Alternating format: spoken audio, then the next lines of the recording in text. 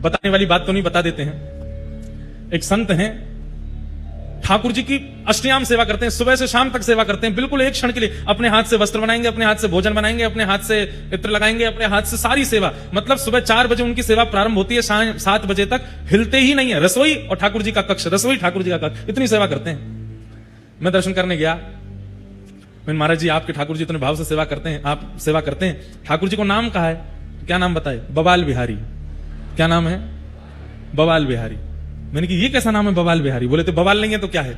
सुबह सुबह उठ करके इनको ये पवाओ, उठते ही पट दूध पिवाओ, फिर लड्डू खवाओ, वो बना करके लाओ। और भाई सेवा करने वाले तो फिर विशेष रूप से करते हैं, जिनको केवल काम चलाऊ करना वो काम चलाऊ करते हैं। अब जैसे अभी महीना चल रहा है कार्तिक का, अब गुलाब का इत्र नहीं लगेगा ठाकुर जी को, अब मोगरा का इत्र नहीं लगेगा।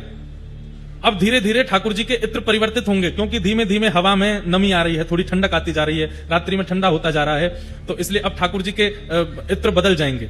अब केसर का इत्र धीरे धीरे प्रारंभ होगा, कदम्ब का इत्र लगेगा ठाकुर जी को, और फिर जैसे ही महीना ठंडा हो जाएगा पूर्ण रूप से, तो फिर ठाकुर जी को हिना का इत्र लगेगा, शमामा का इत्र लगेगा, गर्म इत्र कस्तूरी के इत्र लगेंगे।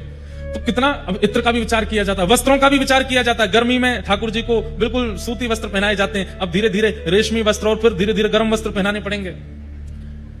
भोजन सामग्री में भी, पेय पदार्थ में भी ध्यान रखा जाता है कि गर्मी में क्या पाएंगे, सर्दियों में क्या पाएंगे।